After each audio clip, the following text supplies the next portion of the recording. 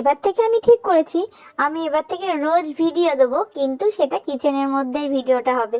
কারণ আমি কি রান্না করছি, কিভাবেতে সারাদিন কাটাচ্ছি, সবটা কিন্তু ভয়েস ওভারের মধ্যে দিয়ে আর রান্নাঘরে কি করছি সেগুলো কিন্তু শেয়ার করতে পারবো।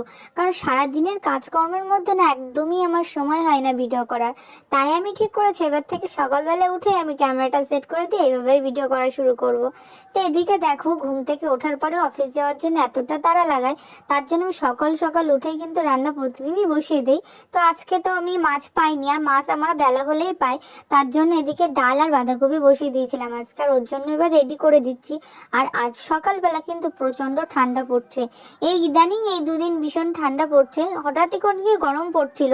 এই ঠান্ডা গরমের মধ্যে কিন্তু প্রচণ্ড শরীর খারাপ হয়েছে, শরীরটাও কিন্তু খুব একটা ভালো নেই।